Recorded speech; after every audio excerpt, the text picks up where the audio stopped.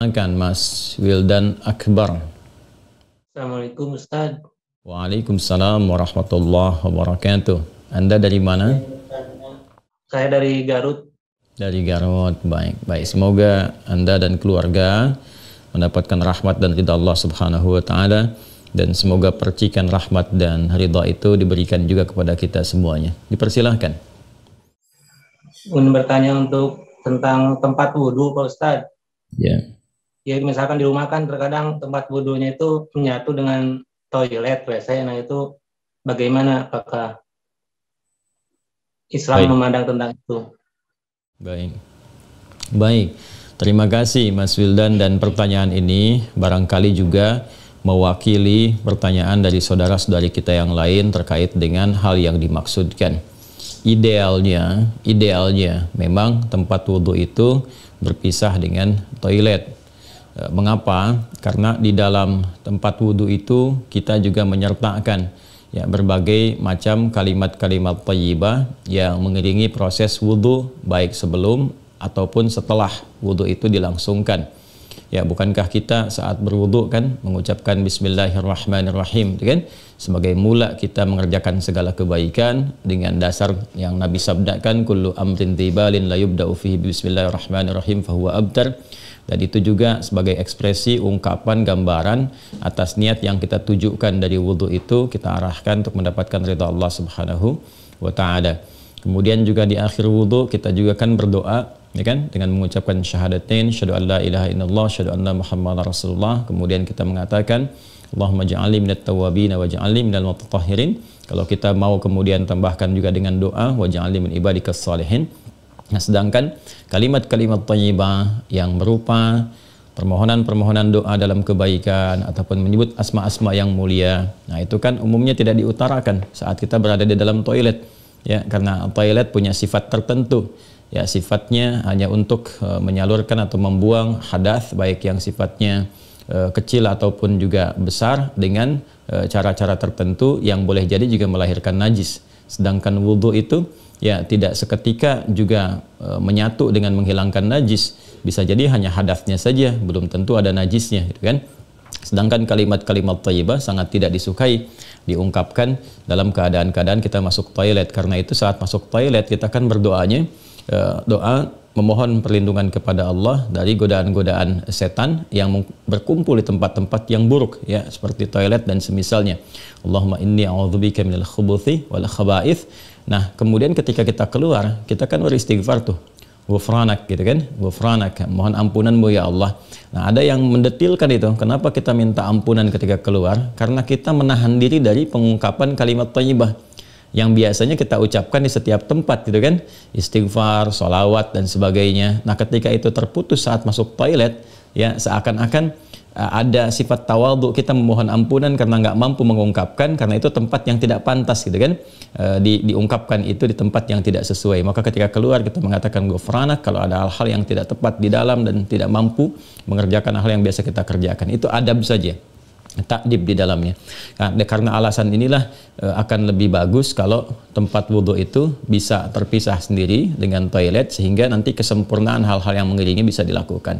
Bila pun memang keadaannya tidak memungkinkan dan hanya ada itu dan bisa didapatkan di dalam berbagai kondisi, Anda ke mall misalnya kan, tidak ada tempat spesifik wudhu, taruhlah gitu, demikian kondisinya, atau bahkan dalam kondisi tertentu, bahkan saat haji atau umrah yang begitu padat tempat wudhunya misalnya, dan Anda hanya menemukan ada toilet tapi ada keran yang disiapkan terpisah, gitu kan, di dalamnya itu.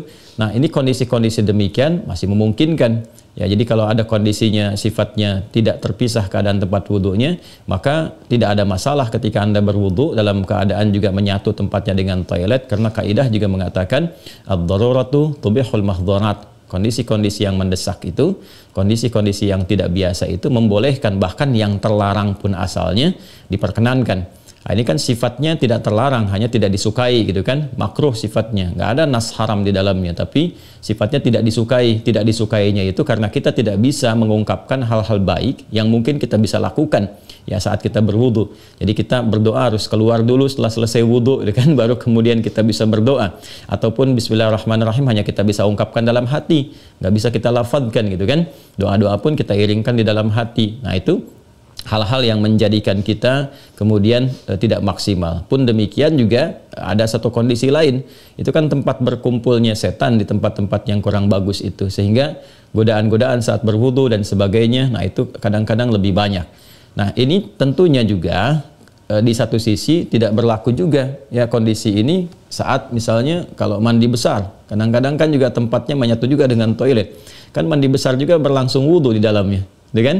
Nah ini kita harus fleksibel juga dalam kondisi-kondisi demikian. Jadi ini yang mau saya katakan, tidak berhukum haram, itu bisa dilakukan. Kalau tempatnya kita misalnya memungkinkan untuk berpisah, bagus ada dipisahkan. Tapi kalau menyatu pun tidak ada masalah, kan? Tidak ada masalah sepanjang dalam keadaan-keadaan darurat tertentu dan tidak berhukum haram.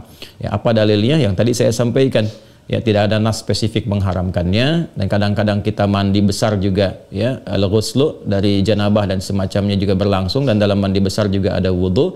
Namun barangkali kesempurnaan itu tidak bisa kita iringkan dengan kalimat-kalimat thayyibah yang diungkapkan, hanya dalam hati kita lakukan. Jadi kalau tidak ada tempat lain dan menjadikan Anda berwudu misalnya menyatu dengan toilet, di dalamnya ada toilet, maka kalimat-kalimat thayyibah itu cukup dalam hati, tidak perlu diungkapkan di lisan, ya kan? Dan sempurnakan wudu Anda, lalu ketika keluar Anda berdoa sebagai penutup bagian dari wudunya. Demikian kiranya bisa disampaikan. Wallahu taala a'lam bissawab. Dan sebelum saya menutup, ada sesuatu yang sangat menarik ketika Ibnu Abbas radhiyallahu taala anhuma menyampaikan kisah Nabi sallallahu alaihi wasallam ya saat beliau berada di kediamannya Sayyidah Maimunah radhiyallahu taala anha, dan malamnya kemudian bangun ya, bangkit dari tidurnya, duduk dulu menghilangkan bekas ngantuk. Nah ini ditemukan di Sunan Abu Daud nomor hadis 1367. Thumma dhahaba ila syanin mu'allaqah, kemudian beliau pergi ke tempat tertutup. Nah syanin mu'allaqah ini enggak disebutkan tempat tertutupnya, apakah dia sifatnya mirhad, ya kan? Apakah tempatnya toilet yang menyatu, kamar mandi, ataukah dia tempat wudhu, ya kan? Midha, misalnya, apakah dia tempat wudhu? Nah ini yang tidak disebutkan, keadaannya tempat tertutup saja. Ini memberikan kesan bahwa bisa jadi kalau itu yang dimaksudkan adalah tempat yang tertutup, itu toilet dan semacamnya, jelas ya dilakukan dalam bentuk tertutup sehingga tidak tampak aurat dan sebagainya, itu fikih yang lain. Tapi kaitan dengan wudhu juga itu cukup menarik juga. Hendaknya kalau kita pun membuat tempat wudhu di satu tempat, ya dimungkinkan ada penutupnya, karena boleh jadi tempat-tempat yang digunakan untuk oleh laki-laki ataupun perempuan yang menyatu, ya, menyatu itu yang dimaksudkan dimanfaatkannya. Ya boleh jadi ada perempuan juga yang masuk ke situ, kan di satu tempat tuh nggak ada kehususan gitu ya.